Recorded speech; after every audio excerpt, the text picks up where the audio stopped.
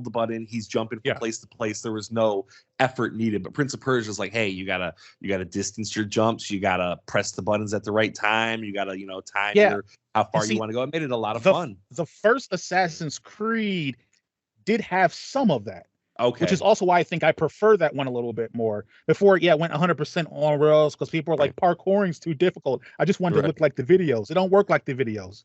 All right, unless you're talking about the video from The Office where Dwight and Mike are parkouring. Hello and welcome to level 87 of the Thoughts and Players podcast, the gaming podcast with bold takes and no strings attached. I am Jeremy here once again with my two compadres. Of course, I have David. What up? And I have Corey. What's the GameCube thing? I don't think I was close. What's the GameCube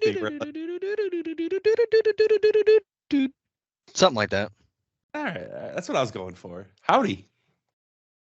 Hello. Just I will admit, though, I found it amusing. I believe for audio listeners, possibly one of the worst intros we've made for one of our episodes. It's just two people doing do in very high pitches. And I don't know if you guys got it, but hopefully we'll explain it. Welcome into the pod, ladies and gentlemen, chickens, ducks, and hens. This is our Mount Rushmore edition of the pod. And if you didn't catch it from the dudes, the Mount Rushmore for this episode is the Nintendo GameCube. That's right. We had a poll. How could you not catch it from those sounds? How could you That's not? the better question. We were almost spot on. It took you right back to 2001, 2000? 2001? Sounds about right.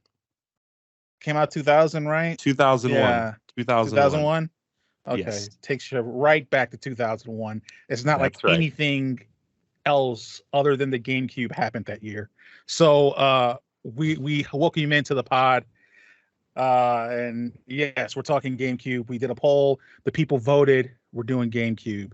I have to call out for my own amusement that the people seem to be staying away from the other two big players. I don't know why. Yeah, every week. I don't know if that's intentional or not, but I'm for it.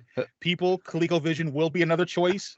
Atari will be a choice. I'm just saying, if it seems like our listeners want to sow a little chaos, and I am all for the chaos, I appreciate it. But it would be nice to have, I don't want to say easy, but one that a console we very much are like familiar with. Luckily, the GameCube was one that we're all familiar with. Yes. Corey, you owned it. David, you owned it, right? Yeah. Yeah, I had a couple that owned it. So I counted it it as one of my favorite systems, probably top 3 favorite systems of all time. Yeah.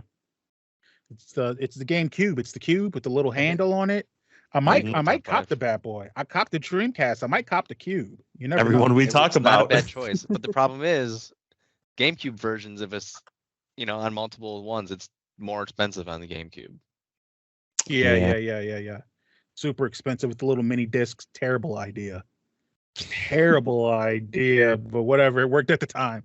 But yeah, we're talking GameCube, Mount Rushmore, top 4. Yeah, I mean, I don't know if you guys have any other prefaces or forewords you would like to put out before we get into the discussion. But if not, we can go ahead and rock and get right into it. I think this was like the last time that Nintendo had like a really good, solid like support from everyone until the Switch. Third-party support. This was the last time that like even their own support, because something like the Wii U was split between the 3DS and them. This was the last time I felt like where it was like all hands on deck, everyone's coming along for the ride. Mm-hmm. And after that, it got weaker and weaker and weaker until it did hit the Switch, where it's definitely picked back up. So this really felt like, and I would also say, it almost felt like it was the last time they didn't do a gimmick of some sort. I know the small discs were gimmicky, but that wasn't a gimmick for the system. It was like that was just a bad decision. It was, we made a console that we hope to compete with the other two. And that was it. Right. It's like, we're going to put out good games. That's the last time they did that, because they went to the Wii with motion controls, Wii U with the 2 controllers and the 2 screens. The handhelds had 2 screens, and then the Switch handheld console hybrid. This was the last time where they felt like, hey, we're going to try to compete with power. Because I felt like GameCube was more powerful than the PS2. I could be wrong. the GameCube was more powerful than the PlayStation 2. And that's what I was going to say. This is kind of like the last time, because even with the Switch, I mean, Nintendo had to basically consolidate their markets to create a behemoth of a console, right? Yeah. I mean, Nintendo with the Switch consolidated their mobile gaming and their console gaming in order to make that thing what it is. The GameCube, I mean, this is when Nintendo was kicking butt console and mobile. They were just killing it, right? And so, yeah, GameCube wise, it's until the Switch. I mean, from a generational standpoint, the GameCube was the most powerful console that Nintendo had made, I guess, in a while, right? Yeah. Because even the Switch isn't now that, the Switch 2, the rumor is, we may get 1080p 60. It's like, right, like that's been standard for a while. Yeah, but this was when Nintendo had it all out. Again, like you said, mini disc, bad decision, but they made it work. You know what I'm saying? When everyone else had full disc, they were doing mini disc. We're like, guess what? We may be able to hold half the data on our CDs, but we're gonna create killer games. And so that's what happened. Yeah, man, it's a box and it had a handle on it you could carry around. I mean, so many just little nice quality of life things that the GameCube had, It was fun. Yeah. It's a fun little cube. But I guess David, did you have any thoughts about your GameCube experience? How was a young David's Nintendo GameCube experience? What was that like? It not too different than much other ones. No? So I played Resident Evil 4 the most on this console. That's what it originally came out on. It was only GameCube for a while there. They were like, we're never gonna port it. And now it's on every system, like ever you can imagine. Ridiculous. I played a lot of Melee. Okay. I played a lot of Double Dash. Let's Sunshine. settle down on what you actually played. All right. Oh. Sorry, I thought I was answering a question. I did have another. I know Corey's trying to save it. He's trying to save some of the mystery. I do want to just another quick question before we get into the games. Color? What color? Did you go with the OG purple? I only had the original. Okay. I went with purple at first. And then my console broke down and I got the silver, a lot of wear and tear. Which was awesome. The silver was awesome. Yeah. And as an added bonus, I got like the special. No, I didn't get the special. We'll talk about games later. Okay. Well, talking about games later, how about we talk about them now? Okay. Let's get into it. Our Mount Rushmore of Nintendo GameCube games. I don't know who wants to jump in with a candidate first. I don't know if we want to just leapfrog off of maybe a couple of games that David had mentioned. All right, David, you're taking it because you were firing games off anyway. This is one I actually didn't mention, but I feel like it has such a good following that it is a good contender, and I have to go with Animal Crossing. Animal Crossing. That's a strong entry. That's the first one. First Animal Crossing, right? First Animal Crossing. Yes, is GameCube. Yeah. It's a very strong candidate.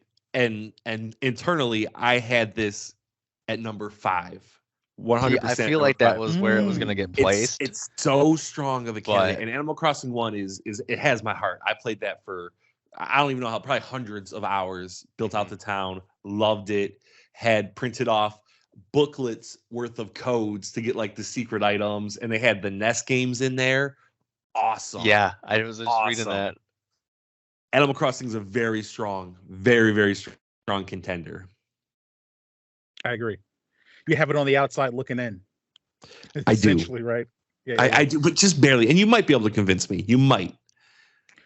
Okay. Well, I'll tell you what. Stranger Games have made our top 4, so we'll see how the competition progresses. Okay, gonna tell me Golden Axe don't belong.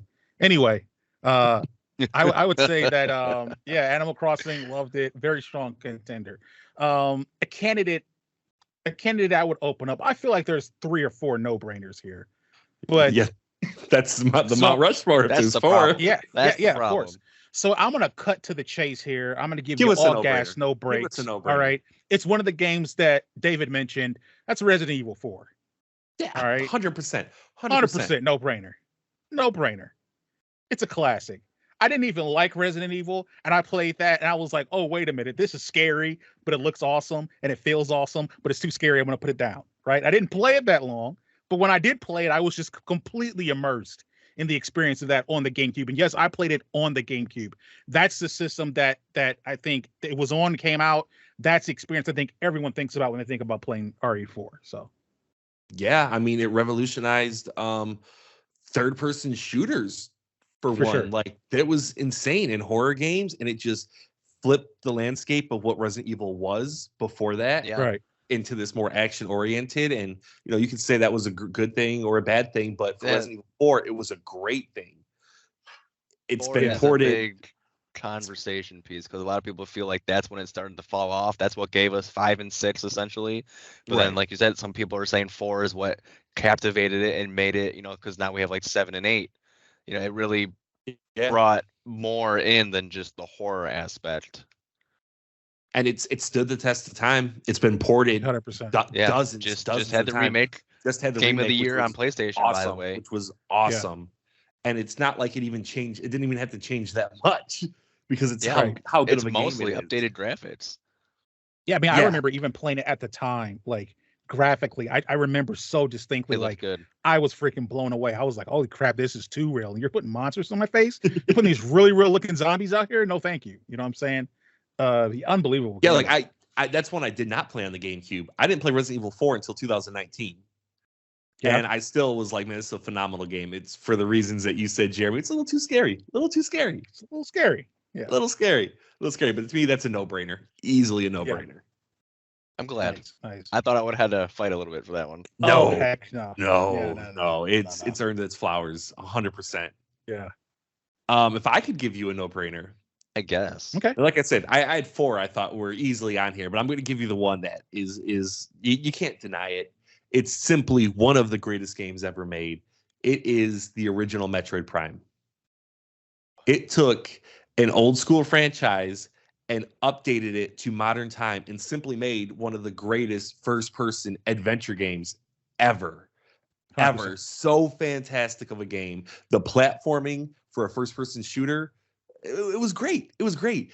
The exploration, the different worlds, the shooting was good. It was just a fantastic game from beginning to end. Spawned multiple sequels. We're still waiting for Metroid Prime 4. It has a fever to it where it's like, we love the Prime game so much. And to go from a purely 2D side-scroller adventure game to go to the first-person shooter, insane. Exactly. And it held up. Isn't that the one that changed it as well? Yeah. Okay. Yeah. It's kind of like in this instance, it kind of reminds me of God of War 2018, where you're completely reinventing the way you tell the story of a franchise. Because you're going to a different mode of how you're approaching it both narratively and from a gameplay standpoint, right? Like it's almost the same thing. And Prime was just, and it was incredible. Even though the perspective changed a ton, obviously, you had Samus out on there as a sprite, and it went to first person. It still felt like an evolution 100%. of those original of Super Metroid and stuff like that. It felt so natural, so complete. It's a great game. And as we said, these games seem to have longevity because this just got a remaster that still scored 10 out of 10s and people love it. And people are still pining for the sequel in the franchise. Oh yeah. Yeah. Can't wait. When we get our next Switch 2. Maybe. Yeah. It'll be in 1080p, 60 frames per second. You get it. Are we okay with that one? Like that? I've never actually really played much Metroid, but I do know that was one of the bigger ones that it had. Yeah. Those two, 1A, 1B. Yeah. Yeah, 100%. Such great games. Man, such great games. All right, what we got up next? The Mount Rushmore. We got Animal Crossing looking in, outside looking in right now. Right. Might move up. We don't know. If we could, we gotta put some content out for these people. So let's just name a few that aren't necessarily gonna make it, but we can just show them a little bit of love. Yeah, I do want to throw out there F-Zero GX. It's extremely difficult. An amazing game. Never played that one, but I didn't like it as much as F-Zero X, but I think that's because that is what got me into the franchise. But I played so much GX. Like on F-Zero X, I completed like the hardest level or whatever, but GX I couldn't. It was too hard. But it was a lot of fun. I liked all the levels. Music was amazing per usual with that franchise. So yeah, definitely want to mention that. Okay. I'd like to mention 2 horror games. One that Go I never for it. really played, but I actually watched my friend play through a ton of it. Eternal Darkness. It's one of those rare games that people love. Never got a sequel, but it's a cult favorite. People love what that game's about. Mm-hmm. And then if I could go back to Resident Evil Remake was so good. It looked so beautiful. It looked like, at the time, it looked like lifelike to me. Oh my God. It was so scary because of how much they improved the lighting, the graphics. They added some stuff. You know, that was my first time playing Resident Evil. So like, what was it? Lisa Trevor? Was that her name? Lisa? I believe there's a Lisa. There was a lot of scary stuff. There was a lot of scary stuff in there. Yeah, and the Crimson Heads, such a good game. Such a good game. And like, I'm pretty sure you can play it today and it'd be like, it would look good. Yeah. Yeah. And might as well throw out Resident Evil 0 while we're out there. Okay, yeah. That's what it came on. Haven't played that one, but yeah, for sure. Man, any other like nominees for Yeah, I got a couple. I got a couple here. One, I think if I recall, it was a GameCube release, Pikmin. Yeah, that's where it started. I was gonna mention that. Yeah. That's where Pikmin it started. is a classic. Your classic Lemmings game, when you're controlling. I mean, it's just such great, good vibes with it, That's one that I loved. And then another one, which was a sequel to a game I mentioned on Nintendo 64, which is Star Wars Rogue Squadron 2. Yeah. Rogue Leader. That was also on the game. That one was amazing. That one was Yeah, amazing as well. It had a great library of games. And speaking of Pikmin, that was actually the first game I ever got for GameCube. Yeah. Yeah. It was that. Really? And another game that we'll be talking about in a minute, I'm sure. But yeah, there's just a lot of great games on it. Another one I want to mention and throw out there, I talk about it quite a bit on the podcast, I think, for how old it is, but Beautiful Joe. Yep. Love that game. Please. Yeah, I remember you mentioned that. Please make Beautiful Joe 3. Please. It's such a stylish and like fun, peppy game with some good action. So that's right up my alley. But yeah, Beautiful Joe. There's another one that's not going to quite make it, but deserves a little bit of love. I agree. I like it. Yes.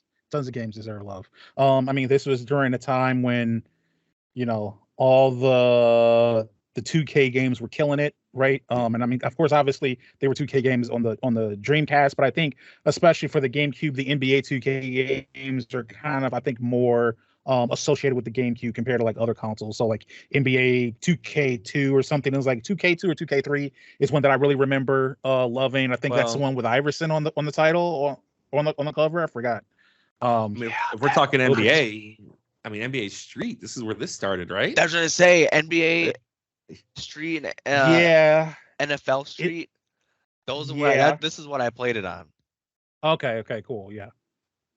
I would say that if it feels like those are more associated with PlayStation, but for sure you could. Yeah. For sure they were on GameCube. Yeah.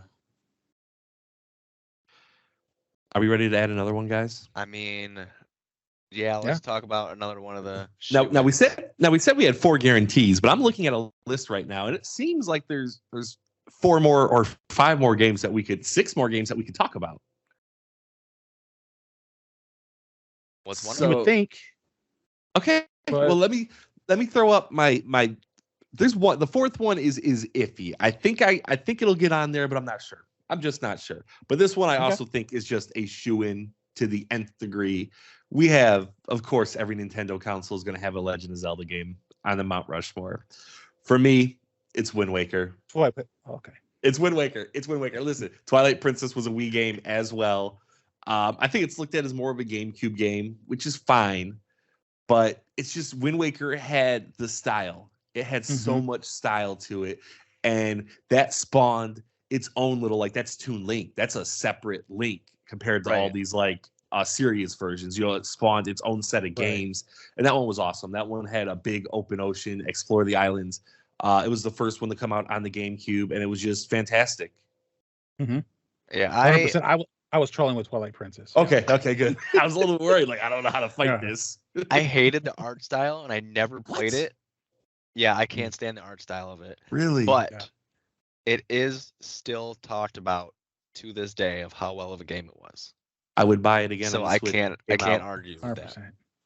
Speaking of Wind Waker, this was a game I was going to mention, but I don't think it deserves to be up here. But when you pre-ordered Wind Waker, this is back when you pre-ordered things, you actually got good stuff. I got the Legend of Zelda. What was it called? The Legend of Zelda. The Triforce Collection or whatever. Yes. It came with Zelda 1, Zelda 2, Majora's Mask, and Ocarina of Time. That and, is actually worth quite a bit. Yeah. And my cousin freaking scratched the crap out of it and made it unplayable. I was so mad. I sold it like a year ago. But it was great. It was a great bundle. And like, I don't think something like that should be on the Mount Rushmore because it's based on old games, but still really cool. I agree. Yeah. I didn't want to mention that, and you did, so thanks. Okay. Good. Does anyone else want to throw one up there? Because like I said, I see about 4.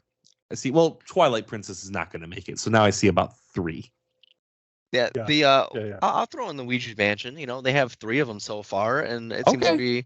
I played 3 on the Switch with my son a lot.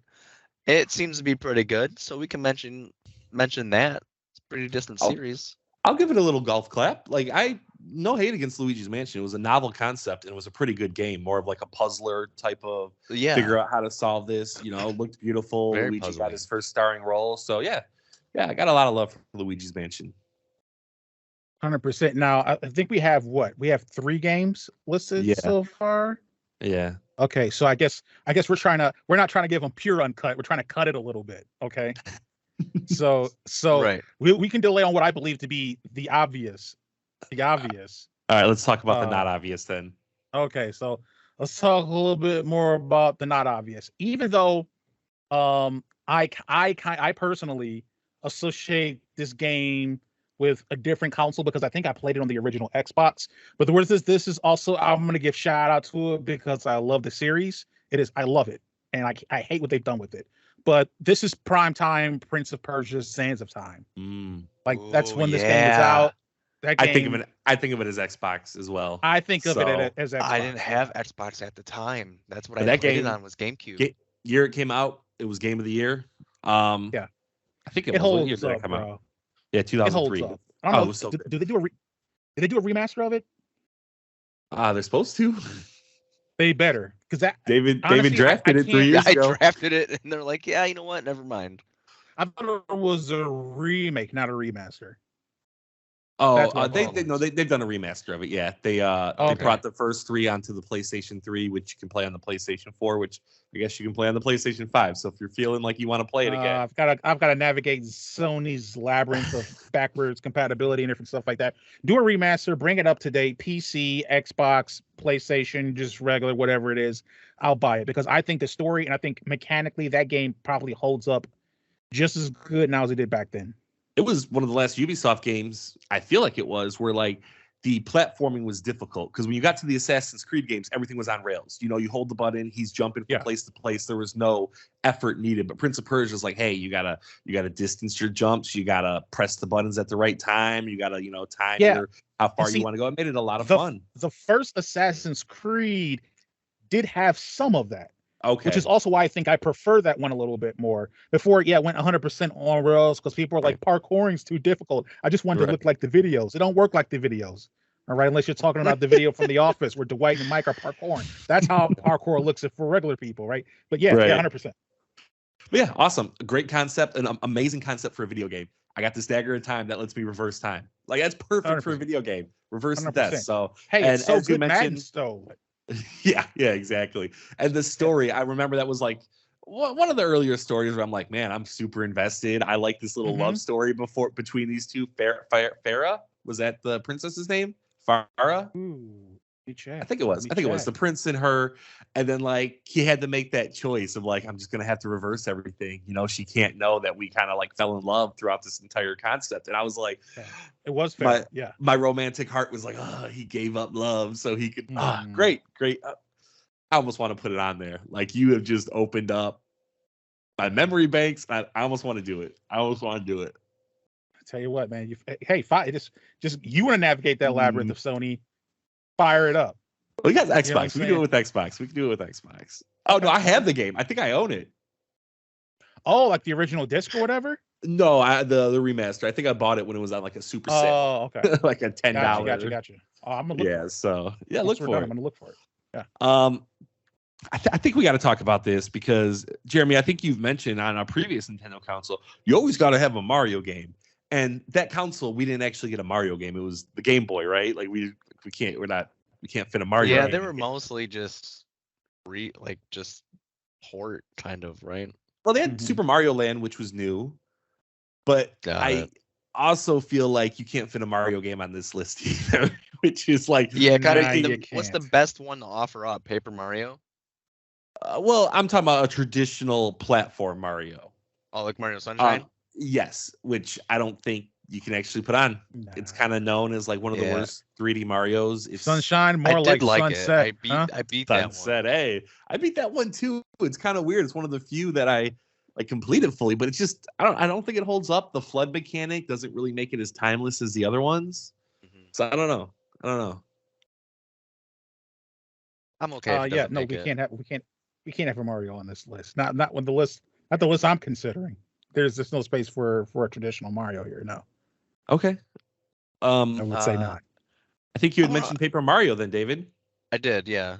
I never played those ones, but I know that one sold pretty well. Is that your fourth, Jeremy? It is not my fourth. Okay. We're beating around the bush here. It is not my fourth. It's not your fourth. We know what the fourth is. Everybody knows what the fourth is. I mean, all right, let's just talk about the two really quick that aren't going to make it. Paper Mario. I just looked at a list. It was number one on that list. Mad respect for it. Probably an amazing RPG. They're actually making a remaster of it next year on the Switch. Yeah. I definitely want to buy it. Maybe then I'll have an opinion where it should be on this Mount Rushmore, but I got something I love more. Till then, it's number one on somebody else's list. It could be number one on their bad list. Scooby-Doo, Night of 100 Frights. That's the other one I was thinking of. Yeah. Come on now. It was so good. The group is missing, so you play as a Scooby-Doo trying to find him and stuff. And the mastermind, like the main bad guy, is voiced by Tim Curry. I just found that out. That's actually kind of cool. Yeah, I had no idea. But yeah, I played that game quite a bit. I want to throw that out there. Okay. Jeremy, anything you want to throw in before we talk about our? Not that it's as obviously going to make the list, but I mean, we did get a Fire Emblem Path of Radiance. It's a really, really good one. So I'd like to show some love to that. But you know, besides that, Simpsons. We know what number 4 is. Simpson Road Rage. Okay, and then two last ones I just want to mention. Metal Gear Solid: The Twin Snakes. Awesome remake of it. I had that, and then I think this one's not going to make it. I think we all know what we're talking about. But Mario Kart Double Dash, up until Mario Kart 8, I thought it was the best Mario Kart for sure. I love the two racers. I love the unique power-ups for each racer that had their own special. Great Game just doesn't really fit here because we have David. Melee. It's Melee. Melee. Come on. It's got to be Melee. Come on. Of course. I mean, that's still the significance of Melee. Ones. Yeah, it's still got people doing tournaments for it. Greatly expanded its roster over the original. Made its mechanics so much cleaner, so much better, added so much in terms of levels, and just it's one of the greatest fighters ever made. It's one of the greatest fighters ever made. 100%. It was both a party game perfectly and a competitive game perfectly. 100%. Little anticlimactic, but I mean, what are we supposed to do? I mean, I don't know. There might have been some crazy Paper Mario people out there. I mean, you know, you get these people flying in everywhere. They think, this is supposed to. Oh no, it's supposed to be. We're supposed to have 2 Pikmins on this. People are and like. insane. I feel for those people. It's just it's based off of our history. You know, we all have extensive history with the GameCube, and your uncle does. So we know what we liked. Well, he didn't play it. I played it mostly when I went over there. I played it. Gotcha. Okay. Here's the thing. I was given an ultimatum. Buddy, you're either getting a PlayStation 2 or you're getting an Xbox, right? And that's it. They didn't even consider it GameCube because they were like, "We're about a GameCube," and I was like, "No, thank you." Right? So I played it at my uncle's house. That's the thing. So I played mostly there. That's the best thing about these things, though, is it's all opinion. Yeah, it's all opinion. Somebody's list isn't going to have Melee. Yeah, but one of the things we measure, I think, is like impact and influence. And one cannot argue that perhaps Metroid Prime and Super Smash Bros. Melee are like from that that whole thing 2 of the most influential games like from the and game Resident Evil 4 and Resident Evil 4. Yeah. Yeah, and Resident Evil 4. Yeah. Yeah. From 3 It's to 4 was incredible. a huge jump. But like, how can you not have a? Here's the one thing that I posit for people to ponder, right? Because everyone loves Mario with Nintendo. Guys, you might consider that Zeldas are the best games that Nintendo's makes, and not the Mario games. Maybe I don't think that's a debate. Society just, yeah. I mean, I'm just saying, like, most people think, oh, if they associate Mario with Nintendo, I think it's Zelda in the zeitgeist more than Zelda, and I think maybe you want to reconsider that just a little bit, right? I mean, I understand Mario's easier to sell, but an high elf with a sword and spandex, I feel like that's easy to sell too. So yeah, for but me 100%. it's equal. Let's yeah. I like Zelda more than Mario, but let's let the entire Nintendo line play out, because I think things might even up a little bit. Yeah. Come the Wii and the Wii U. Yeah. Yes. While we were doing this, I was considering the fact that here's the thing. I mean, just sidebar, right? Again, people sowing chaos, doing what they do. I don't know if I got it in me to do a top 4 for the Nintendo Wii. I don't know if I got it in me. We have to. What do you mean you don't have it in you? There's shoo-ins. We got that one. Is there? I mean, there are. Yeah. There's at least 2 shoo-ins. At least. Oh yes. well, yeah. There's 2. There's 2 shoo-ins. Yeah. I mean, we're on the GameCube here. I gotta know. It's Wii Sports is one. I cannot confirm or deny. And like Mario I Galaxy. can confirm that one. One or I cannot 2. confirm or deny. Those are the only 2, right? Am I missing something?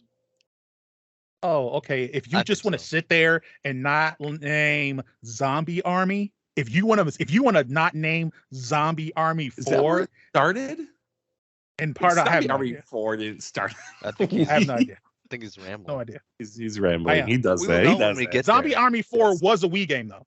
It was. No, it was also really good. Zombie Army, yes. Zombie Army 4? I remember. Not 4. What are you talking about? I remember. Okay.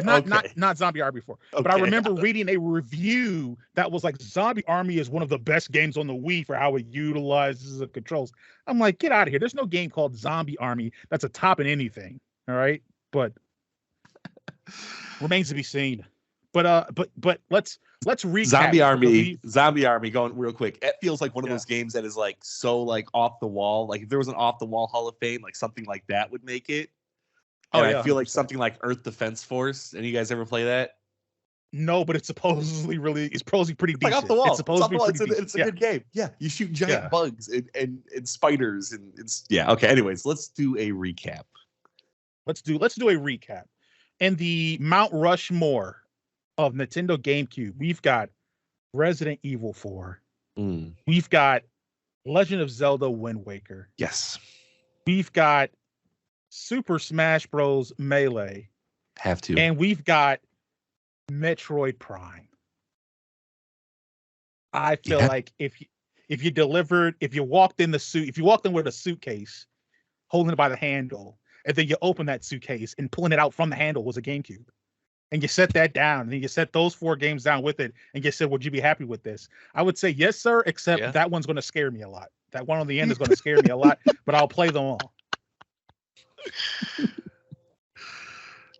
What a good system. Yeah. What a good system. I agree. So many loving memories for it. I just want to mention that it had that piece that you could add on to play the Game Boy games. Yeah. That was very cool. Like that was clever. I loved that. Yeah, GameCube is part of my favorite childhood memory ever. My best Christmas I've ever had as a child. I got the GameCube and the Xbox in the same year. It was a miracle. God bless my parents. Yeah. I mean, like we were not even rich. We were not middle class, and we still we got the GameCube and the Xbox. It was like the greatest Christmas of all time. This was total surprise. Total surprise. This was a you would share this with your siblings though. This wasn't like a just you gift. So it was just me and my brother. Yeah. All my siblings are older, so besides my brother. So it was me and my brother, yeah. We had a PlayStation 2 at the time, and we asked for a few PlayStation 2 games, Wanted the Xbox and GameCube, of course, but, by that time, we knew what was up. So it was, we're just going to ask for a few games. And then we opened it up, Xbox with Madden, GameCube. Like I said, I think we started with Pikmin. Yeah, I think we started with Pikmin, and then I bought Smash Bros. Next or something. Incredible. Loved it. Great Christmas. See, it's interesting for that. Kind of just going off of that really quick. I remember that I wanted an Xbox the most. Right. So my parents decided, oh, this is going to be cool. So for Christmas, the big box put it in front of me. I open it up. There's a PlayStation 2 box there. Now I'm like, hey, you know what? Hey, look, I love PlayStation. PlayStation 2 is cool. I really wanted an Xbox, but I'll have the PlayStation 2, right? So I go in there, grab the PlayStation 2. The box is empty. Underneath it, an Xbox box. How cool. How cool. That's awesome. So cool. But this whole time, it just popped in my mind now, and I've been wondering, where the hell is the PlayStation 2? Where'd they get that box? Where's the PlayStation 2? Because it had an empty PlayStation 2 box on top of it. Where's the PlayStation? You got to find that out. We need to know. Find it out. Next week, we need to know that answer. I think what ended up happening is that one of my parents' friends had bought a PlayStation 2 for himself. So he just lent them the box so they could pull the trick. That's got to be the funnest stuff to do on Christmas for your kids. Yeah, I can't wait to do that. You want to play Nintendo Wii? I mean, not Nintendo Wii. Nintendo Switch 2. What's that? Nintendo Switch 2 for Lewis. Nah, he'll be Nintendo Switch 2. I mean, he'll be too young to appreciate the surprise, of Switch out or something. PlayStation 6. PlayStation 6. See, my problem is though. And I've thought about this. I've actually thought about this. Like for me, it was such a special occasion when I got consoles. Like it was huge, momentous like occasions in my life. Like, but for like my son, like I'm just a video gamer. I'm gonna want to buy it day one. It's not gonna be like, are you gonna get it for your birthday? I'm not sure. No, like I'm gonna have it the day it comes out. So like, So how does that work? I don't know. I might have to suck it up and like not get a console for a few months just for that. Yeah, it'll be worth the payoff though, right? I think so. I was just thinking it'll be to a point 30, 40 years from now, you want to give your kid a gift, a video game console as a gift, you're just going to hand them a dongle, like a Fire Stick, and be like, here you go. Put this in the back of your neck.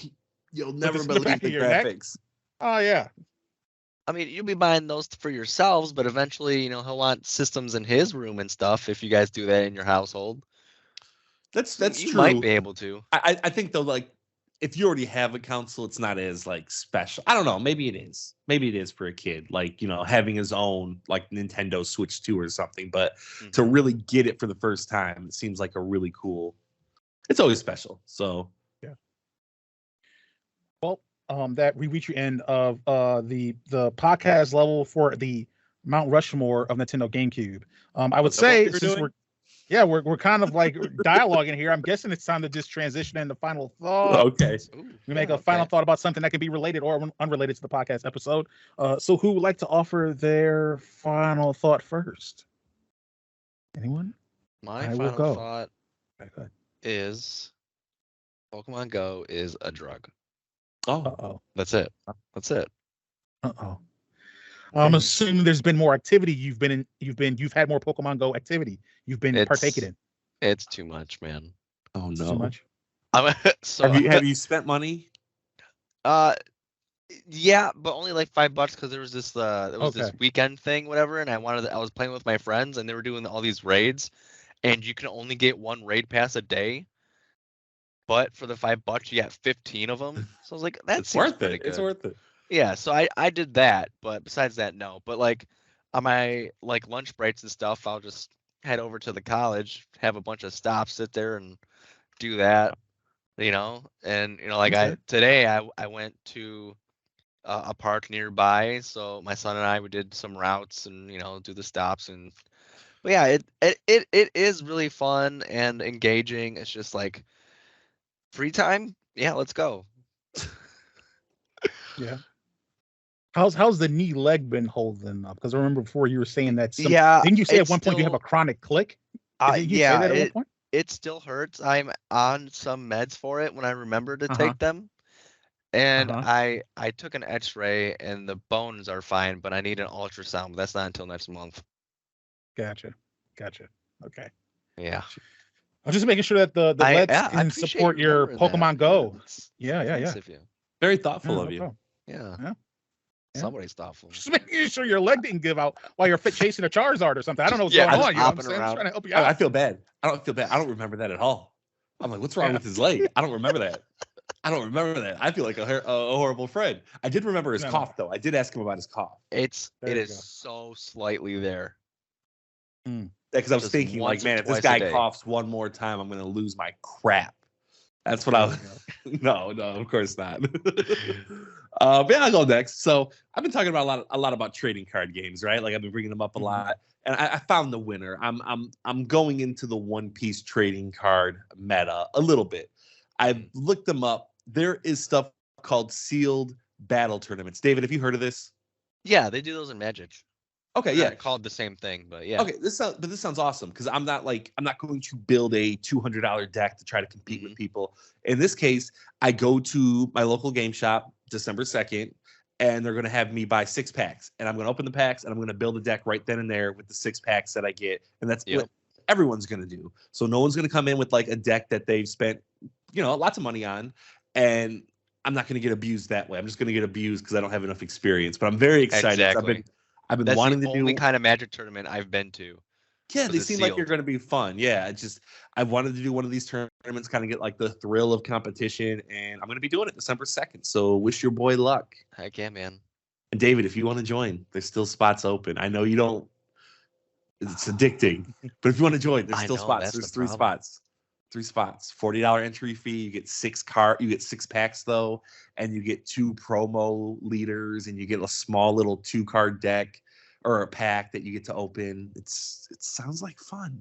Yeah, I have my son that weekend. Maybe drop him off at Jeremy's. Uncle Jeremy. He'll have him smoking meat and doing pork belly or whatever it is. Oh, they put some burgers on the grill a couple of days ago. Did you? Were they delicious? Yeah. Put them back on the pellet grill, smoked them a little bit. It's nice. Dang, I bet they were. Yeah. My final thought is that I got to get my bleep together.